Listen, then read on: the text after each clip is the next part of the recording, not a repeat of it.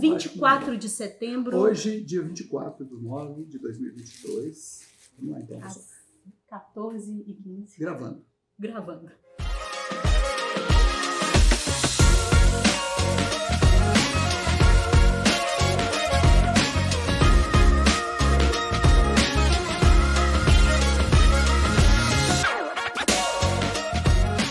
Professor, muito obrigada por me receber aqui no ambiente da sua casa para a gente conversar um pouco, trocar uma ideia, falar sobre carreira, sobre família, sobre essa caminhada que te fez ser a pessoa que o senhor é, professor adorado pelos alunos. Alto, forte, bonito e mentiroso. É verdade. O último é importante. O que te faz ser adorado pelos alunos como o senhor é? Querido, ovacionado, por onde passa? Cadê o Edson? Vamos aqui, 90% de desconto, que a Alessandra falou, né? Mas eu acho que o que encanta é a excitação neuronal que a gente produz nos alunos. Então, assim, estimular o neurônio, o raciocínio, é uma arte. Não é todo mundo que consegue fazer isso, né? A gente canta, mas nem todo mundo encanta. Então, qual que é a ideia original? A ideia original é você fazer o que não é fácil, mas palatável. Porque, como eu sempre falo, pegar o que é difícil e tornar o difícil mais difícil é muito fácil. O mais difícil é pegar o que é difícil e simplificar ele. Então, eu acho que essa é a função do educador, né? E a gente tenta fazer isso. Às vezes eu consigo, às vezes não. E de onde que veio isso? Como é que o senhor... Tipo assim, caiu a ficha, você professor, não, tem uma história. Eu me lembro que eu era acadêmico de biomedicina no segundo ano do curso. Eu sei que eu vou levar um couro, mas eu tenho que contar essa história. Tinha uma menina muito bonita na faculdade. E eu precisava encantá-la. E aí, eu não era rico. Nem sou, mas eu não era rico. Não era tão belo. E eu precisava chamar a atenção dela, porque então eu preciso tirar a nota 10. Aí eu comecei a tirar 10 em todas as matérias para ver se ela perguntava para mim as dúvidas. E aí eu comecei a ensinar ela e percebi que eu tinha jeito para coisa. Aí os outros alunos da sala começaram a perceber. E o meu professor de farmacologia na época, o Gutenberg, o Guti, falou: Edson, você não quer ser meu monitor? E foi a partir daí que começou. Eu comecei a ensinar como monitor, e aí, alguns anos depois, eu estava dando aula com o meu professor, né? A gente se cruzando pelos corredores. Para mim, foi a partir daí. E outra coisa também que me ajudou, porque eu nunca dei conta de ficar em cima do livro, Para mim, gravar, o que eu fazia? Eu arrumava alguém com dificuldade, vem cá, vou ensinar para você. Aí eu pegava alguém, aí você explicava, aí eu explicava 500 vezes até a pessoa entender. Na hora que ele entendia, eu já estava na minha cabeça, tudo gravado, e aí o que acontecia? O que acontecia era basicamente, gravando perfeito, o que acontecia basicamente era que eu ensinando, depois eu não precisava mais estudar. Aí eu comecei a descobrir que eu aprendia muito mais ensinando do que estudando. Propriamente dito. Aquele negócio de ficar estudando, gravando, decorando, me cansava muito. Acadêmica. Como que surgiu isso? Como que surgiu? Na verdade foi assim, quando eu formei no primeiro curso, foi engraçado isso, eu formei, aqui em Goiânia tem um local, chama Setor Aeroporto. O Setor Aeroporto é um local cheio de laboratórios de análises clínicas. Como eu tinha feito o primeiro curso, que era biomedicina, eu saí procurando emprego lá. Aí eu arrumei um emprego no Setor Aeroporto. Foi assim, uma semana depois que eu colei grau. Fui caçar emprego. Aí eu arrumei um emprego. Arrumei, na verdade, 2. Um para dar aula de ciências, olha que loucura, e outro para ser biomédico. Aí eu me lembro como se fosse hoje. A menina, eu trabalhei o mês inteiro nesse laboratório, e ao final, quando eu fui contratado, eu não perguntei o salário, porque eu estava com medo de ser demitido antes da hora. Aí passou um mês que eu estava trabalhando, eu recebi o primeiro salário, que foi um salário mínimo e meio. lá no curso, dando aula num preparatório, era aula de quinta a oitava, primeiro, segundo e terceiro ano. Era um preparatório antigo que tinha aqui em Goiânia, chamado Colégio Carlos Chagas. Foi para lá que eu fui dar aula. Era famoso.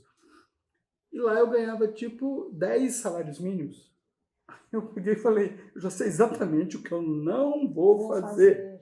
Foi aí que eu comecei a direcionar mais para a área didática. Só que eu nunca abandonei a parte clínica, porque depois eu vinha ter laboratório e tudo mais. Então eu sempre fiquei, mas a academia acabou sendo uma escolha no começo por necessidade, que pagava melhor, e em seguida pelo fato de eu gostar do meio. Ter caído na biomedicina. Sim, o primeiro curso de biomedicina. Foi uma escolha ou foi um acidente de percurso? Foi uma escolha. Eu escolhi biomedicina e foi um dos cursos que mais me agregou, efetivamente, porque o curso de biomedicina da PUC é muito bom até hoje. Uhum. E assim, e os professores que deram aula para mim hoje são colegas meus lá dentro da medicina, então a gente dá aula junto.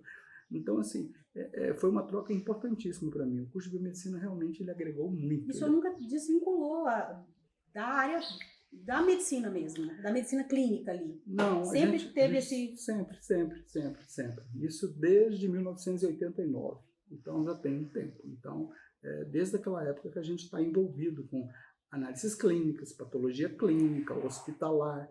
Aí depois eu fiz o curso de farmácia, acabou que essa coisa hospitalar ficou mais aflorada, a coisa clínica ficou mais aflorada, a gente começou a ser convidado para ministrar curso. Uma coisa leva a outra, né? E acaba que você acaba sendo visto, e acaba sendo convidado, e aí consequência. Para mim foi um jogo que eu imaginava assim, só pode ser desse jeito, né? Não é outro caminho. E foi assim que aconteceu. O senhor chegou a criar estratégia para fazer esse caminho? Por exemplo, eu vou passar por isso, vou fazer aquilo. Não. Eu não recomendo isso para ninguém. Eu recomendo que você tenha estratégias. Não faça igual eu, que fui para a guerra sem estratégia. Eu fui para a guerra sem estratégia. Você foi um vencedor? Assim, eu venci dentro da minha área, estou vencendo, mas foi uma mistura de sorte com capacidade, eu acho. Né? Eu não recomendo isso para... esforço, principalmente, né? A gente costuma dizer que o sucesso tem 99% de transpiração e 1% de inspiração. A transpiração exige. Então, assim, eu não recomendo que façam isso. Eu recomendo que você tenha uma estratégia. Né? No meu caso, foi também sorte. Né? Foi também um pouco de sorte. Mas... A gente tem coragem e a sorte encontra a gente caminhando pelo caminho, né? Porque você tem que começar ali alguma coisa para a vida para dar um direcionamento. E de certa forma ser persistente, né? Porque senão você não consegue atingir seus objetivos. Ter escolhido fazer farmácia foi para agregar, para somar? Foi para complementar, porque na época o Conselho de Farmácia tinha me chamado para ser o Conselho de Farmácia tinha me chamado aqui em Goiás para ser o professor que ministra curso no interior todo para eles. E quando eu comecei, porque na verdade foi uma história interessante. Eu formei em biomedicina e o primeiro curso que eu dei no ensino superior foi na Faculdade Objetivo. Eu fui contratado para dar aula no curso de farmácia. E eu era o único professor da faculdade de farmácia que não era farmacêutico. Aí o pessoal começava a olhar para minha cara e falar assim, peraí, você é muito interessante, você nos interessa, mas faz o curso de farmácia. Pelo amor de Deus, legaliza a sua vida. Aí eu fiz a complementação que me faltava, né? Fiz o curso de farmácia e só depois de fazer o curso assim, depois que eu fiz o curso de farmácia, ok, estava legal. Aí eu fiz depois mestrado na área de farmacologia, passei... O mestrado foi no Canadá? Não.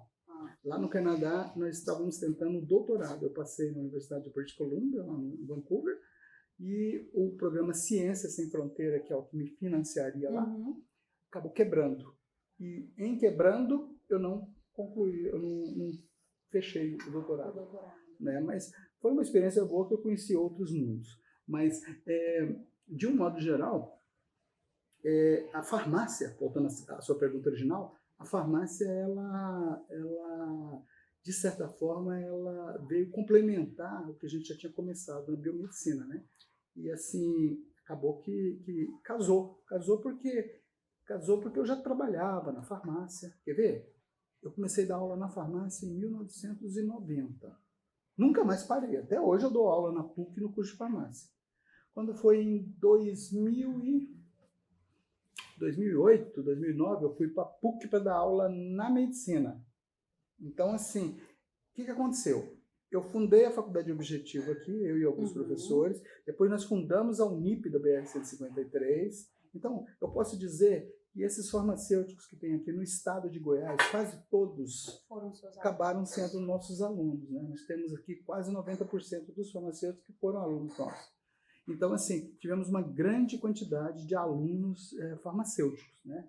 E depois, quando foi em 2008, 2009, a gente entrou na medicina e aí acabou que casou ainda mais. Por quê? Porque a medicina meio que abraçou um pouco a gente também. O pessoal gostou e tudo mais. E aí, hoje, a nossa relação com a farmácia e com a medicina, eu diria que elas são par e par, elas são iguais. A gente tem tanto os alunos da medicina quanto da farmácia, que são os dois cursos que eu ministro aula. E tem como não gostar desse professor aqui, gente? Não tem, não. A gente apaixona pela aula, a gente apaixona por remédio, a gente apaixona por farmacocinética, farmacodinâmica, tem de tudo.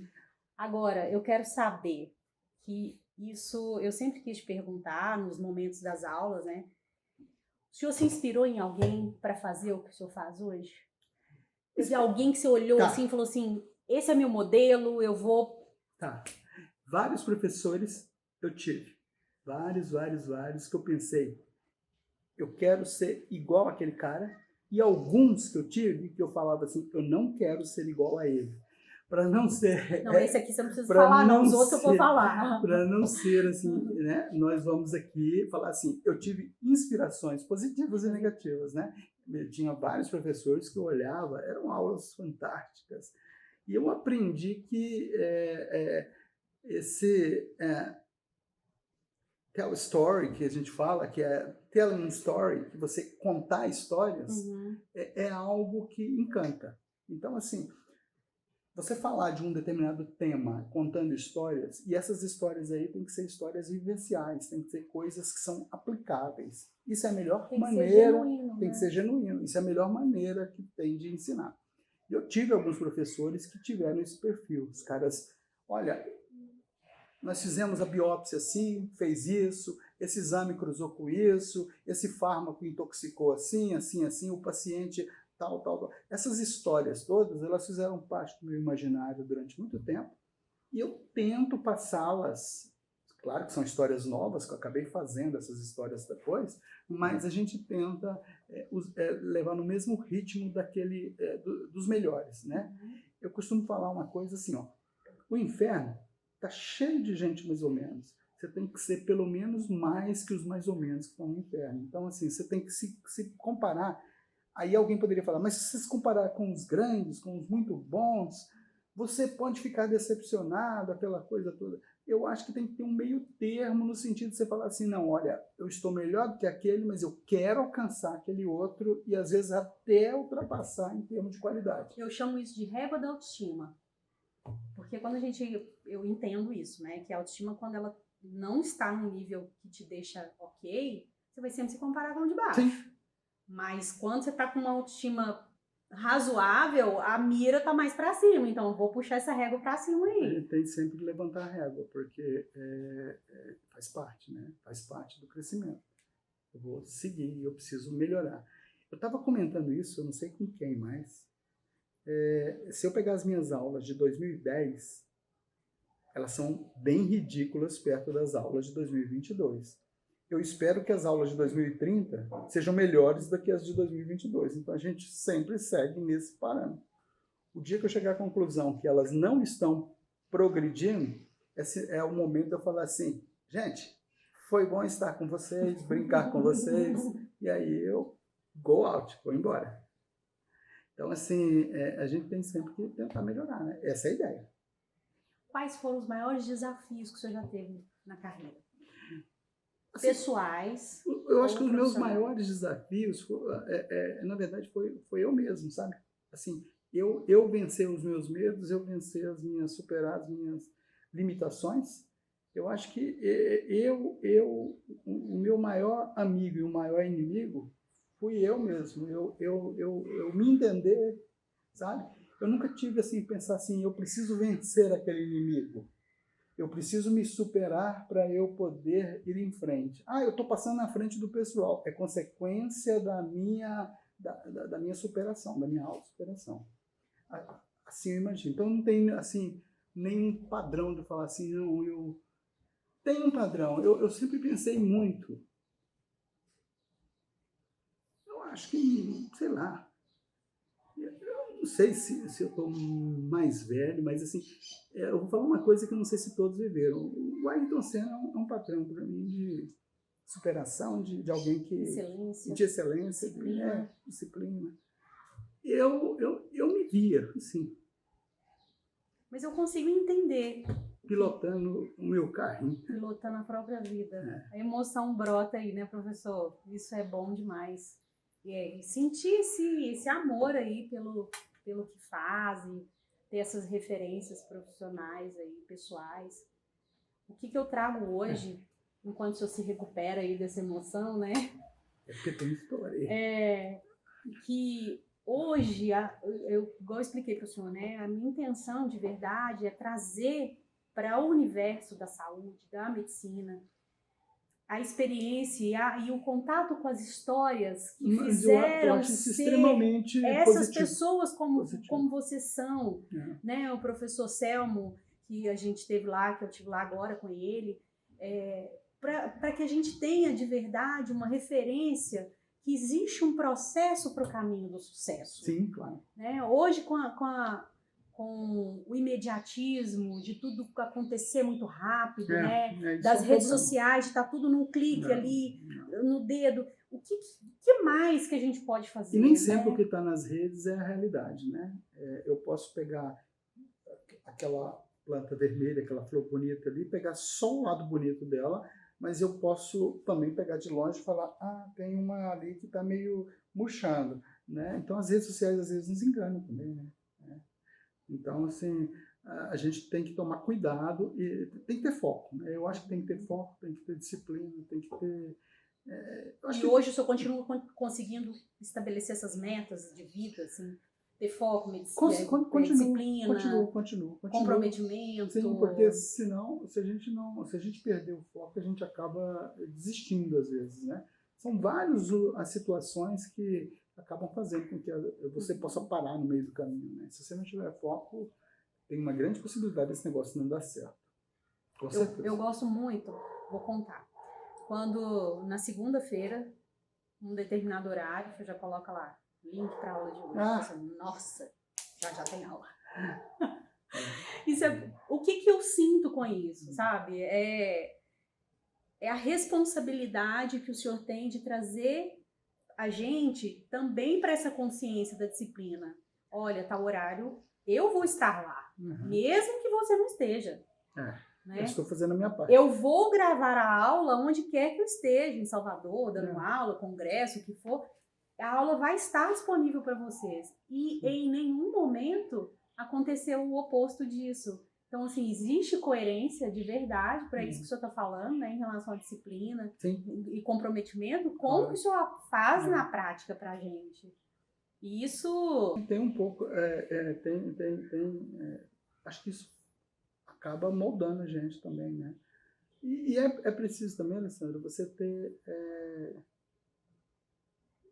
pessoas assim que você tem que se vencer a você mesmo, igual eu te falei, mas tem que ter pessoas que te inspiram também, né? Pessoas que vivem junto, igual. A minha esposa foi minha aluna na faculdade. Eu casei com uma aluna, então ela é uma pessoa que me inspira também. Ela é farmacêutica. Então, assim, você tem que estar, assim, nunca é demais você estar bem acompanhado também, né? Eu acho que as coisas, elas andam bem na medida que as coisas, que você também... Assim, o sucesso, ele assim, eu acho assim que ele não vem muito pelo acaso, né? É toda uma sequência de acontecimentos que você busca, e se você busca, tem uma chance de você encontrar. Então, é uma associação de fatores, nesse caso, eu acho. O senhor falou de inspiração, né? De ter pessoas que te inspiram. O senhor tem ideia de que o senhor serve de inspiração para muitas pessoas? Quer ver? esses dias, não sei o que estava acontecendo, eu estava lembrando uma coisa. Quando eu voltei da pandemia, que eu fui para Itumbiara dar aula, aconteceu uma coisa interessante. Vamos lá, vamos lembrar do prédio antigo de vocês, do IMEPAC. Quando eu estou falando agora para o pessoal do IMEPAC, que porventura vai assistir isso, eu me lembro perfeitamente que eu saí, primeiro dia que eu fui lá, eu saí, os alunos, todo mundo de máscara, né? Aí eu saí, atravessei a rua, falei, onde que tem almoço aqui? Aí uma das professoras que estava comigo falou, a gente almoça ali, tá bem de frente, né? Aí os alunos começaram a me olhar assim, tal, porque eu tinha dado aula para uma turminha, mas não tinha, assim, não conhecia quase ninguém. Não tinha interagido ainda. Aí eles O pessoal assistia só bolinha, a me né? olhar, aí eu pedi o almoço e tal, aí eu baixei a máscara e as pessoas começaram a comentar umas para as outras, tipo assim, acho que aquele cara ali é o Edson. Aí uma menina, aí no final, quando todo mundo começou a conversar ali em volta, aí, professor Edson e tal, não sei o quê, ela passou por mim e falou assim, cara, você viu tanto que você encanta? Eu falei, putz. Gracinha, gente. Mas é exatamente isso. Aquele...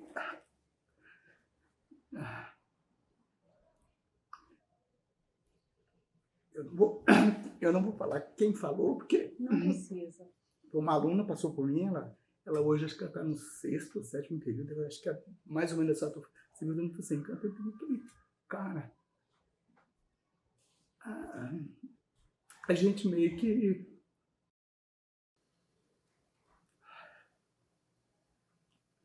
A gente meio que torna...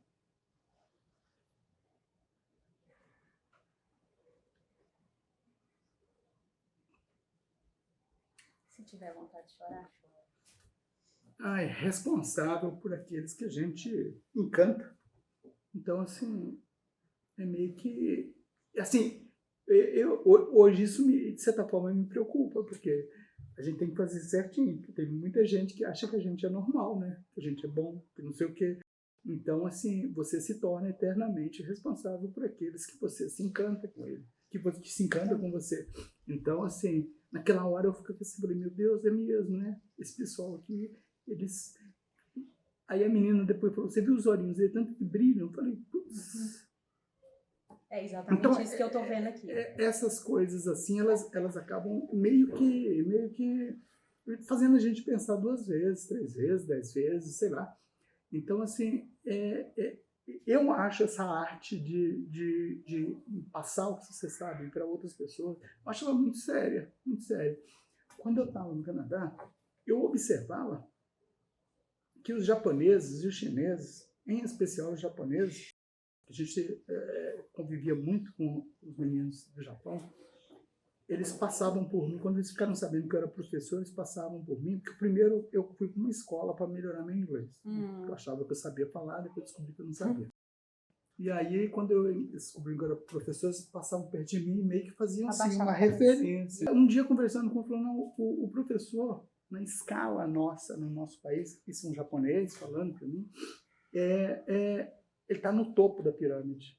E eu ele é o único que não precisa se curvar. Eu achei uma interessante essa coisa. Eu, independente de eu estar ou não no topo, no meio ou na base, eu acho assim que a gente se torna eternamente responsável por aquelas pessoas que a gente cativa. Então, de certa forma, isso me preocupa e massageia meu ego, porque eu acho que eu agrado mais do que desaponto. Então, assim, todas as vezes que eu começo um curso, uma palestra, alguma coisa, eu entro com a responsabilidade de que eu vou fazer o melhor e eu espero ter feito melhor. E, de certa forma, isso sempre vai fazer a diferença para mim, independente se eu estou dando uma palestra para 100, para 500 ou para 5. A qualidade do que o senhor está dando é a mesma. E a emoção sempre é a mesma, sabe? Pelo menos para mim é assim. Eu já falei. Meu sonho é saber farmacologia igual ele. Isso aí já tá. Quem Vai- tá andando comigo já sabe. Vai saber mais, porque a tendência é o discípulo suplantar o mestre. Tem que ser assim. É importante. É importante suplantar o mestre. Qual foi o maior desafio que o senhor já enfrentou? O maior desafio? Pensou em desistir alguma vez? Não, nunca Dessa pensei em jornada da desistir, sua não. vida? Não, nunca pensei, não. Nunca pensei, não. Assim, todos os dias, Alessandra, a gente tem que matar um dragão, um monstro. A guerra sempre continua, né? Então, assim, todos os dias tem desafios, todos os momentos têm desafios. Eu acho que os desafios fazem parte do crescimento, E do o dia a que dia. te faz acordar, levantar e sair da cama todo dia? Os meus filhos, minha esposa e o que eu faço. Assim, eu acho que a minha família e o que eu faço me faz respirar fundo e querer continuar. Às vezes a gente está cansado, você está com dores, você está saco cheio, tem um monte de coisa, né? Todos os dias que você está. Então, pensa, hoje eu tenho que dar X aulas, eu gosto do que eu faço, mas eu, assim, de certa forma, isso para mim nem sempre, não é um desafio, uma tortura.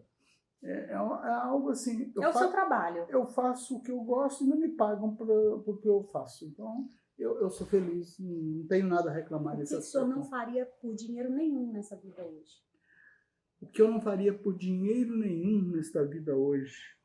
Ai, tem muitas coisas que eu não faria. Eu acho que com o passar do tempo, tem um monte de coisa que você não faria porque não valeria a pena, não faria porque a sua cabeça não te permite. Então, assim, nossa, eu acho que eu tenho uma lista enorme de coisas que eu não faria. Assim, não tem a coisa que eu não faria, tem um monte de coisas que eu não faria, porque tem umas coisas que realmente não valem a pena. Uma das coisas que eu ando fazendo pouco ultimamente é discutir com quem, assim, com quem eu vejo que às vezes não agrega aquela discussão. Às vezes eu simplesmente me limito a bater a cabeça, assim. Tem umas coisas que efetivamente me cansam, sabe? Assim, às vezes tem... Mas, na medida do possível, a gente tenta conviver com os... Porque a convivência com opiniões diferentes é uma coisa.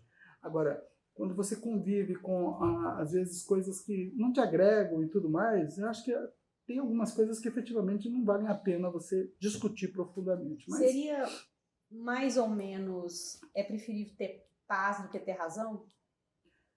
Existe momentos em que eu prefiro ter paz do que ter razão. Existem vários momentos que eu prefiro ter paz do que ter razão. Tem coisa que eu olho assim e falo, pois é, né? Então tá. É assim, mais ou menos. Eu acho que todos nós temos um pouco disso. Eu tenho bastante disso também. Tem coisas que efetivamente... Tem brigas que eu não compro. Tem guerras que eu nem levanto para ir para elas. O que o Edson de hoje falaria para o Edson de 30 anos atrás? Faça mais exercícios.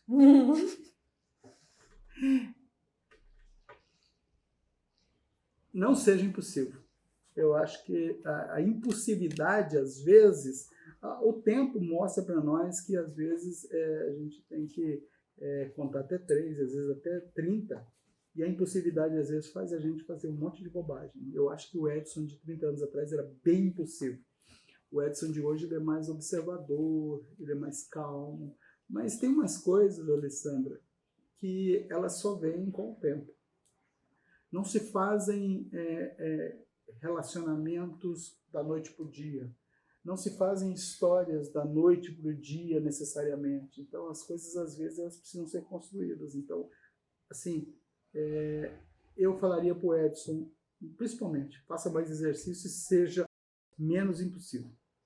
Mas eu não sei se o Edson do passado ouviria o que o Edson do presente iria falar para ele. Isso é a sinceridade em pessoa. O que a impulsividade do Edson anterior impediu, atrapalhou? Ixi, Edson do passado anterior fez muita bobagem. Então, assim, nossa, eu poderia listar um horror de coisas aqui, mas assim, Sem elas não teria Sim, essa história aqui. também, eu acho também que acabaria, algumas coisas não aconteceriam para eu contá-las até futuramente para os meus netos, mas assim,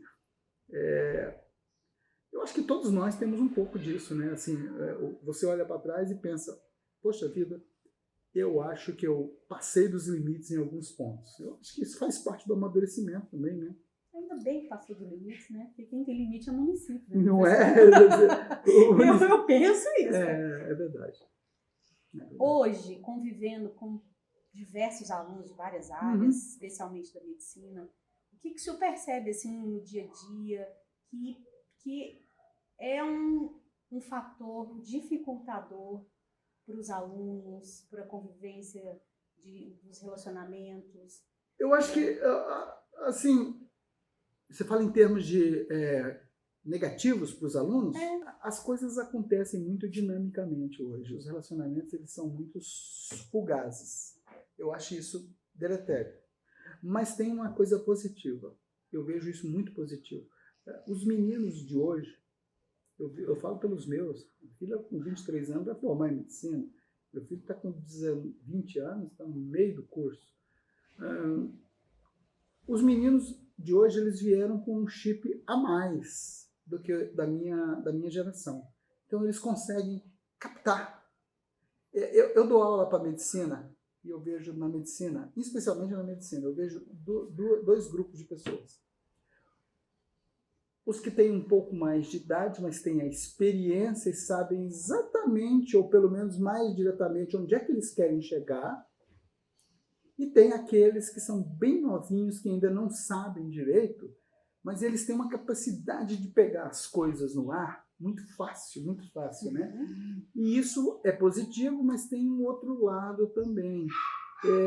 A imaturidade da idade, às vezes, acaba atrapalhando um pouco isso. Às vezes eles querem coisas muito rápido e não tem, digamos assim, aquela coisa de esperar o seu devido momento. Que isso faz parte, inclusive, da idade, do momento que eles estão, né? A gente pega os meninos hoje, eles entram na faculdade de medicina com 19 anos de idade.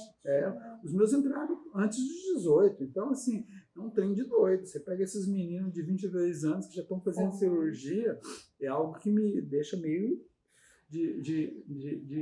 a minha espinha fica fria. Mas, assim, de um modo geral, essa mistura das gerações nos cursos de medicina, ela acaba sendo positiva.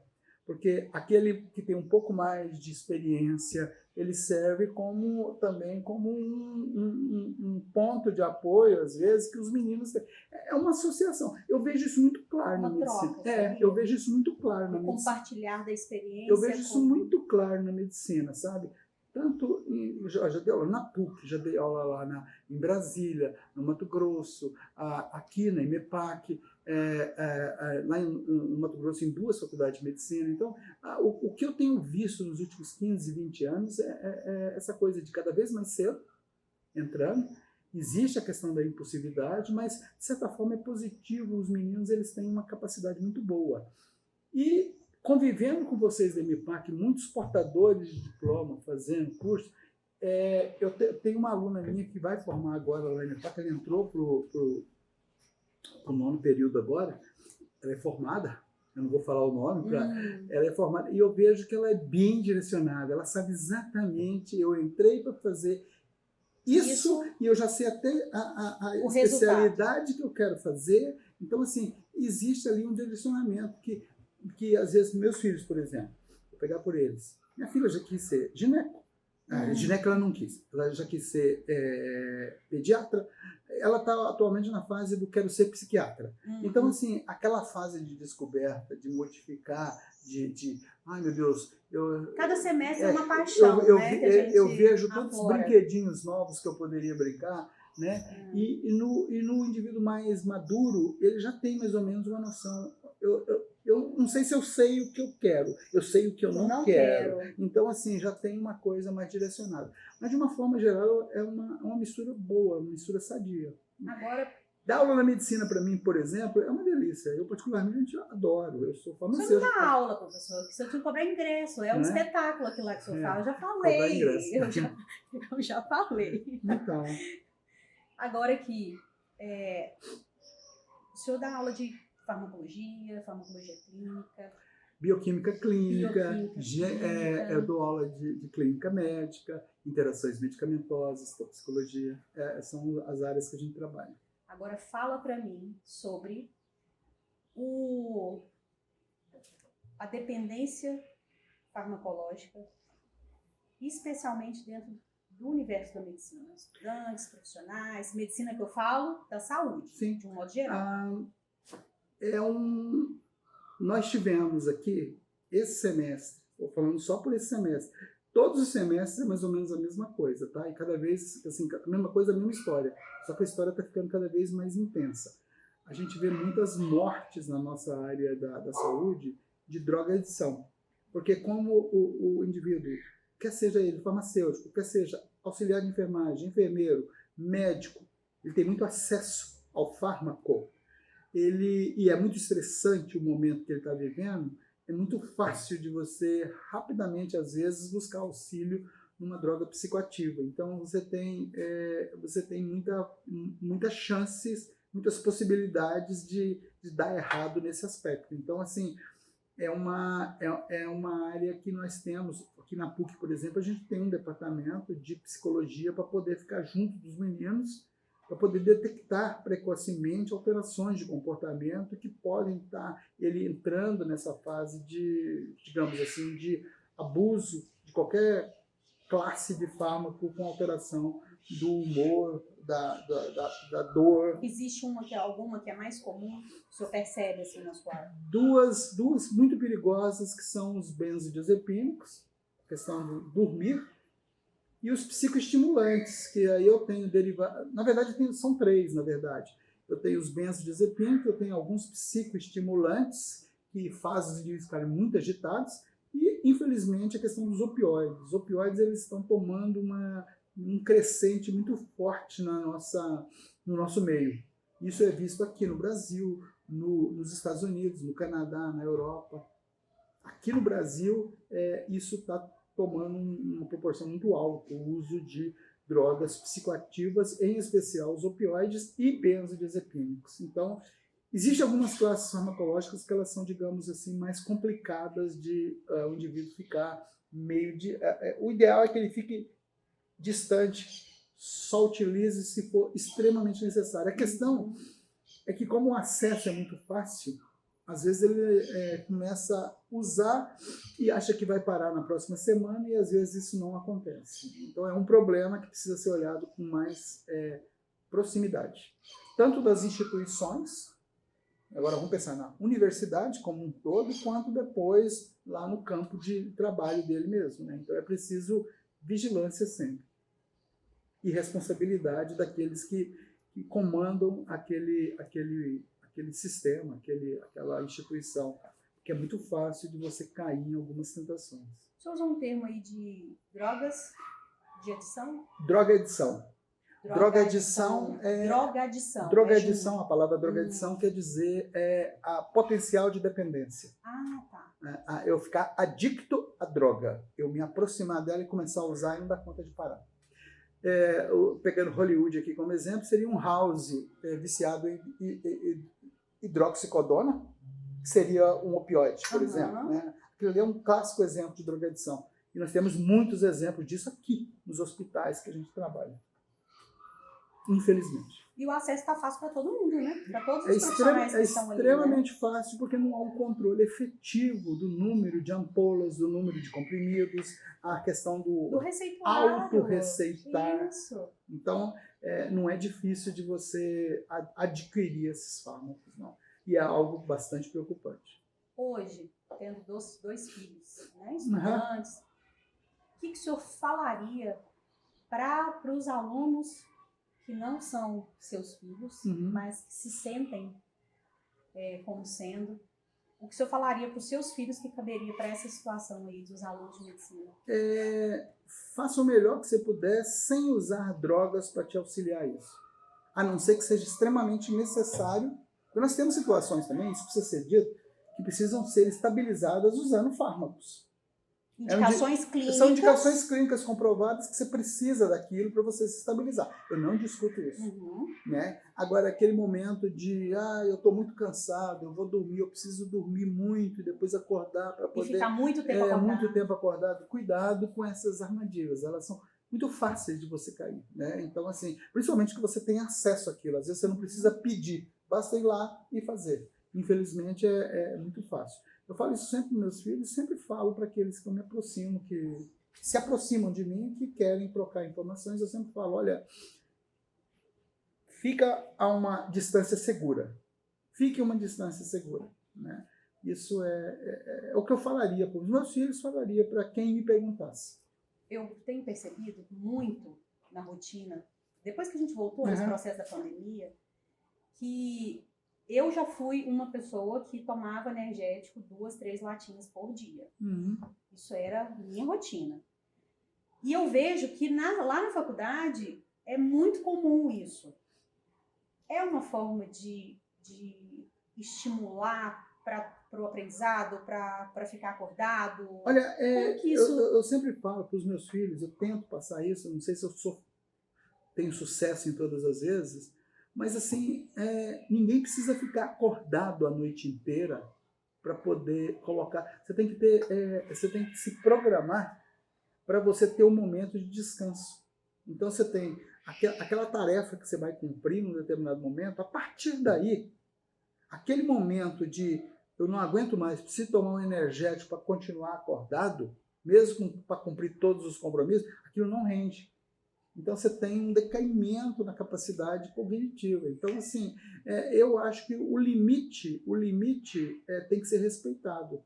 Assim, quando o indivíduo percebe, se ele se programar, ele assiste aula em 2 períodos, vamos colocar, e ele vai até, vamos estabelecer um horário aqui, por exemplo, até 1h da manhã ou até meia-noite, que ele estabelece para colocar em ordem aquilo que ele estudou e tudo mais, é a ansiedade dele pensar que ele precisaria de muito mais além disso, horas a mais. Aquela hora da meia-noite às 6 ou da 1 às 6 é para ele dormir, é para o corpo dele descansar.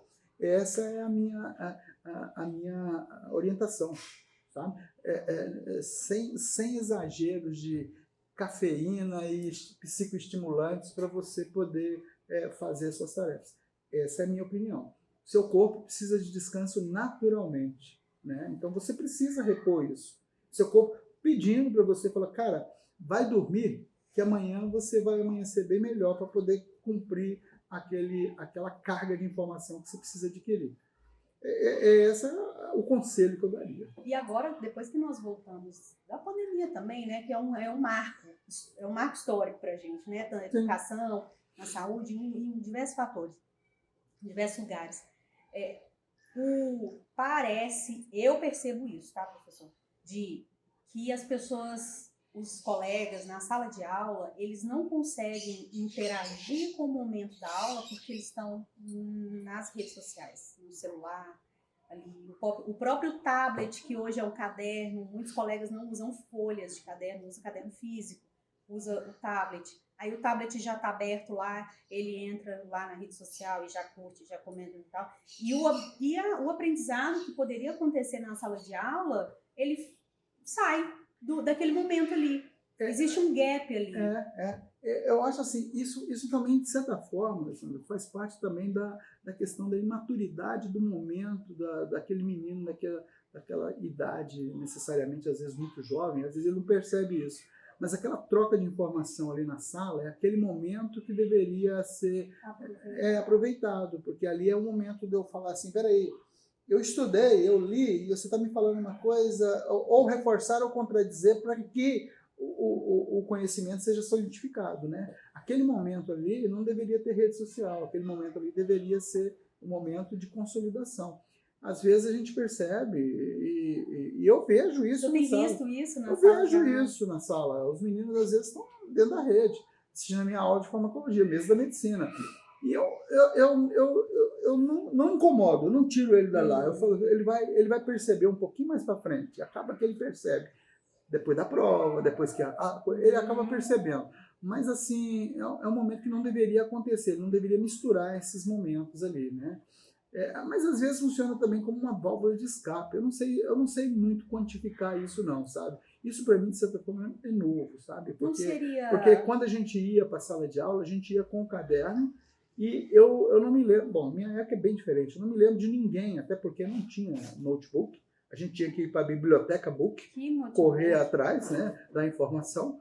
Então, assim, hoje está muito à mão, né? E às vezes até pelo ir à mão ali muito fácil, o indivíduo ele fica o tempo todo. Eu acho interessante quem está com o notebook fazendo anotação e tudo mais, correndo, mas quando ele pelo fato dele estar conectado num equipamento que pode conectar com a rede social, é muito fácil dele sair dali e ir para outro lado. Aí, de repente, ele já não sabe mais nem o que ele está assistindo. Isso acontece. Isso, de certa forma, O senhor consegue ver que o nível de maturidade dos alunos que o senhor dava aula antes era diferente do que hoje, você está vendo? São gerações diferentes. Assim, você tem níveis de maturidade diferentes, idades diferentes. Só para você ter uma ideia, por exemplo, há 10 anos atrás, a média de uma sala de medicina era 23 a 25 anos de idade. Os meninos que estavam entrando. Hoje você tem meninos entrando de novo. Uma média de 19 anos de idade. Então, na verdade, mas os meninos de 19 anos, eles estão muito na frente em termos de capacidade mental e tudo mais. Não é a idade cronológica que determina a maturidade da pessoa. Exatamente, não é a idade cronológica. Na minha época, quando eu tinha 19 anos, eu jogava pedra em avião para ver se o avião caía. Eu era totalmente retardado. Os meninos hoje eles estão muito mais evoluídos nesse aspecto. O cara veio jogando pedra no avião, assistindo eu fazendo as coisas que eu fazia com 19, eu falei, esse cara é retardado. Então, assim... vai chamar no mínimo a psiquiatria. Vai chamar no mínimo o pessoal do CAPS. Pelo menos isso. Mas olha, vou partir aqui para a gente depois curtir esse sábado. Quero te agradecer profundamente, do fundo do meu coração, de o senhor ter aberto as portas aqui para a gente falar de outras coisas, sem ser remédios. Remédio de alma, né, professor? Não deixa de ser. E trazer essa experiência mesmo para compartilhar com quem for Espero assistir. que quem assista goste e conheça um pouco mais do maluco que ele conheceu, né? Sou eu. Então, assim, é isso, né? É isso. Agora você vai dar a dica de ouro para a vida. Viva a vida. Ela é curta, mas viva com responsabilidade. Assim, eu não tenho uma dica de ouro, eu tenho assim, viva. E às vezes a dica que a gente dá, nem sempre a gente faz ela ao pé da letra, mas viva a vida, ela é muito curta, o tempo passa muito rápido, mas viva com responsabilidade. Eu falo isso sempre para meus filhos. Viva, porque a vida é muito curtinha, ela passa muito rápido, né? Eu tô com 5.9, estou revelando a minha idade. Estou com 5.9 e me sinto como se eu tivesse ainda 2.9. Mas assim, o que eu estou querendo dizer é que parece que foi ontem que eu fiz 29. Então, assim, passa muito rápido. Passa muito rápido. Eu ainda, minha esposa fala de vez em quando, eu falo, as meninas que formaram comigo, a minha esposa fala, peraí, só um pouquinho. As senhoras que formaram com você, as meninas continuam, as meninas... Que choque de realidade. As meninas que formaram comigo. Então, assim, passa muito rápido. Então, viva, porque passa rápido, mas viva com responsabilidade. É basicamente isso. Agora eu quero que só deixe um recado para a turma do 5º período. Pessoal, estou falando para as duas câmeras. Para as duas. Sinto saudade de vocês. Sinto mesmo, de coração. De vez em quando, eu me pego indo Goiânia, Hidrolândia, Goiatuba, Itumbiara, chegando lá de manhãzinha para poder dar aula para vocês. Sinto saudade. Desejo a vocês muitos sucessos. E eu sempre falo uma coisa que é importante. Assim, pelo menos eu acho. Esse corredor que a gente vive, que é o corredor da área da saúde, ele é muito estreito. A gente ainda vai se esbarrar por ele. Fica tranquilo que a gente ainda vai se encontrar, tá? Foi muito bom ter dado aula para vocês e, de novo, sinto saudades. Beijos. Eu vou dar beijo nele para vocês, tá? Viu? Coisa linda? Obrigado. Obrigada.